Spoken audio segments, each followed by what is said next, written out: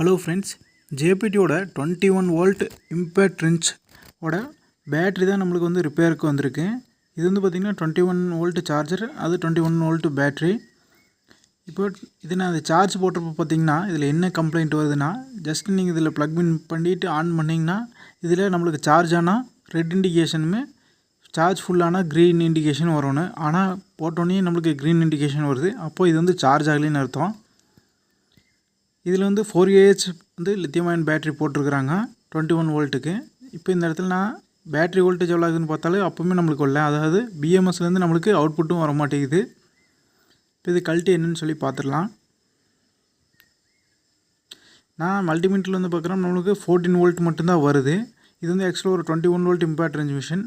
இப்போ பிஎம்எஸ்லேருந்து நம்மளுக்கு ஃபுல்லான அவுட்புட் வரல. அப்போது பிஎம்எஸில் ஏதோ ஒரு ஒயர் வந்து டீசால்டர் ஆகியிருந்தால் தான் இப்படி வந்து நம்மளுக்கு வரும். இன்கேஸ் வந்து பேட்ரி ஃபெயிலியர் ஆனாலும் இப்படி வரலாம். நம்ம கழட்டி என்னன்னு சொல்லி பார்த்துடலாம். இதில் பின்னாடி வந்து நம்மளுக்கு ஸ்க்ரூ கொடுத்துருக்குறான், 4 ஸ்க்ரூ. ஜஸ்ட்டு நீங்கள் அந்த 4 ஸ்க்ரூ கழட்டிங்கனாவே போதும், இது வந்து நம்மளுக்கு ரிமூவ் ஆகி வந்துடும்.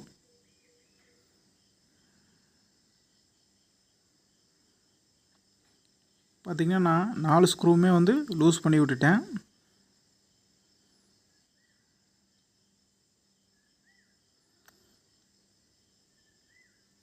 இந்த 4 ஸ்க்ரூவுமே ரிமூவ் பண்ண கிடச்சில நீங்கள் ஜஸ்ட்டு டாப் கவரை லைட்டாகவே தூக்குனிங்கன்னா போதும், அந்த மேலே இருக்கிற டாப் கவர் மட்டும் வந்துடும்.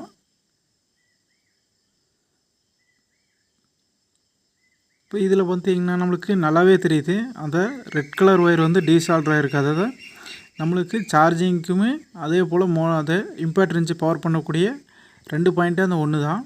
அதனால தான் நம்மளுக்கு வந்து இதில் சப்ளை வந்து காட்டல, 21 வோல்ட் வந்து காட்ட மாட்டேன்ருச்சு. இப்போது நம்ம அதையே சால்வ் பண்ணிக்கலாம். ஜஸ்ட்டு நீங்கள் அதே சால்வ் பண்ணிக்கலாம்.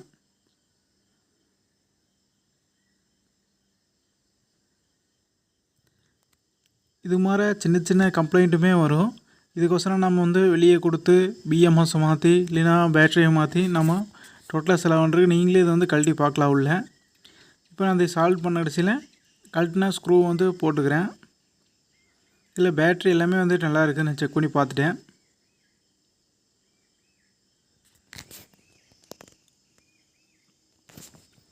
இப்போ அந்த 4 ஸ்க்ரூவுமே நம்ம போட்டு முடிச்சிடலாம்.